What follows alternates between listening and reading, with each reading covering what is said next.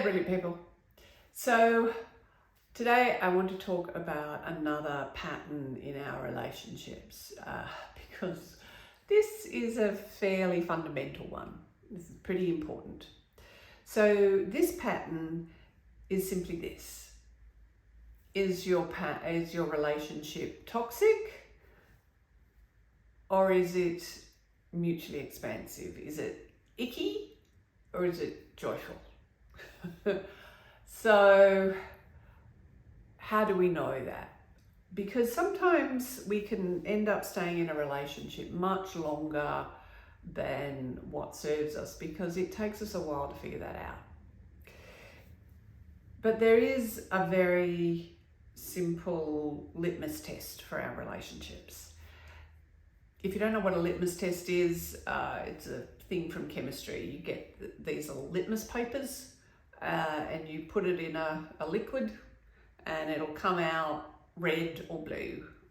And if it's red, it means the liquid is acidic. If it's blue, it means the liquid is alkaline.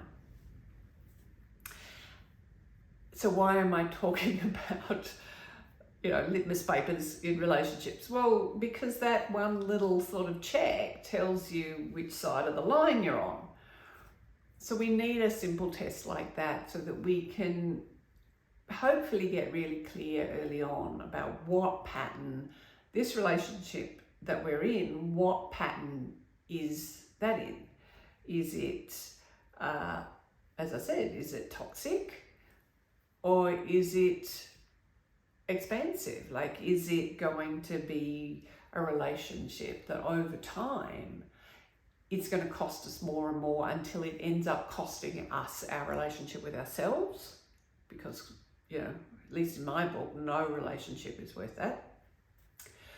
Or is it going to be a relationship that actually supports you and you, as your relationship with this other person grows, it's so joyful, so supportive, so mutually expansive that your relationship with yourself grows? Because if it's that kind of relationship, well, that's a keeper. So what is our little litmus test for our relationships? Well, ask yourself this. Are you more of who you truly are?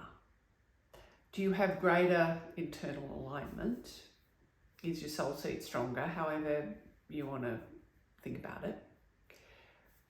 When you're with this person, or when you're by yourself? Because in a truly healthy relationship, that person is going to support you to be who you really are. So it's going to be easier for you to be more of who you really are when you're around that person.